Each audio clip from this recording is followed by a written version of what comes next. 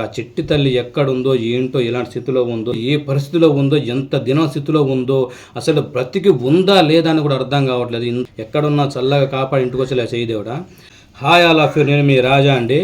అయితే గత 15 రోజుల నుంచి మనం చూస్తూనే ఉన్నాము. తునిలో జరిగిన ఒక సంఘటన అండి మనసు కలిసి వేస్తుంది. అది 1-2 రోజులు కానీ చిన్న పిల్ల చిట్టి తల్లి ఆ జ్ఞానేశ్వరి అనే అమ్మాయి తప్పిపోయి ఇప్పటికి 15 రోజులు దాటిపోతుందండి. పాపం ఆ చిట్టి తల్లి ఎక్కడుందో, ఎలా ఉందో, ఎలాంటి పరిస్థితులు ఉందో ఇంతవరకు ఎవరికి అర్థం కావట్లేదు. అసలు తప్పిపోయిన రోజు కానుండి ఈ రోజు వరకు కూడా రకరకాల పోలీసు బలగాలు కానీ, క్లూ టీమ్స్ కానీ, డ్రోన్ కెమెరాలతో, సీసీ కెమెరాలతో వెతికిస్తూనే ఉన్నారండి.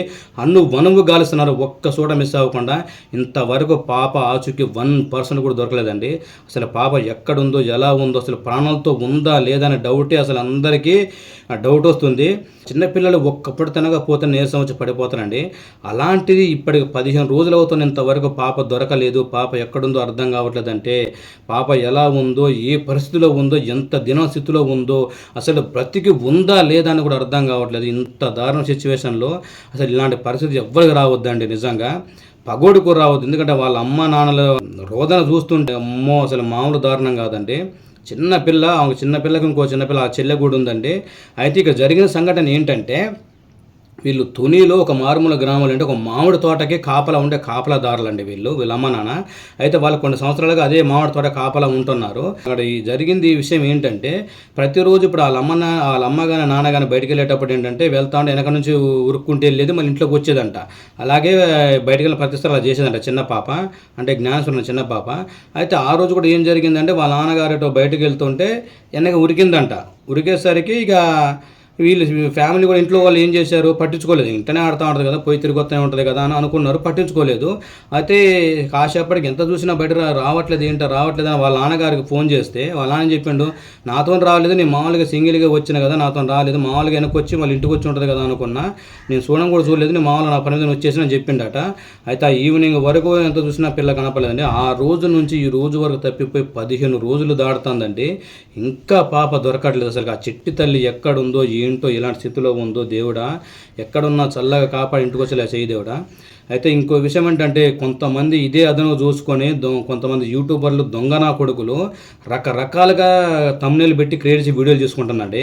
ఒరే నీతి జాతి లేని కొడకల్లారా, లైకుల కోసం, వీడియోల కోసం ఏది పడితే చేయకూడదు, అది చాలా తప్పురా. నీ ఇంట్లో నీ కూతురు, నీ పిల్ల ఇలాగే తప్పిపోతే నువ్వు అలాంటివి పెడతావరా తమ్నెయిల్స్? ఈ పిల్ల చచ్చిపోయిందని, లేకుండా పిల్ల బావిలో పడ్డదని, లేకుండా పిల్లని చంపేసి భూమిలో పెట్టారని, అంటే రకరకాలుగా కామెంట్లతో వీడియోలు చేస్తున్నారు, రకరకాల తమ్నెయిల్స్తో వీడియోలు చేస్తారండి.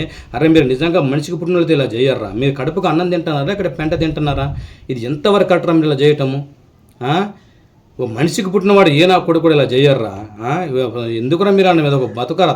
నీ బతుకు ఇలా మాట్లాడేందుకు తప్పేది మీకు క్షమించండి. కానీ ఇలాంటి యదవాళ్ళు ఏం చేసినా తప్పలేదండి. ఎందుకంటే ఒక పిల్ల తప్పిపోయి, చిన్న తప్పిపోయి వాళ్ళ కుటుంబం మొత్తం రోజుల తరబడి ఏడుస్తూ ఉంటే తిండి తిప్పలు లేకుండా మీరు ఇలాంటి తమ్మునేళ్ళు పెట్టుకొని లైకులు వ్యూసుల కోసం ఇలా గడ్డి తినే పనులు ఎందుకు చేస్తారా? సిగ్గుసారా ఉండాలరా కొంచెం మనిషికి పుట్టినందుకు. ఇది ఒక బతుకారా? నీతి జాతి లేని యదవల్లారా. అసలు అలాంటి యదవల గురించి వదిలేద్దామండి.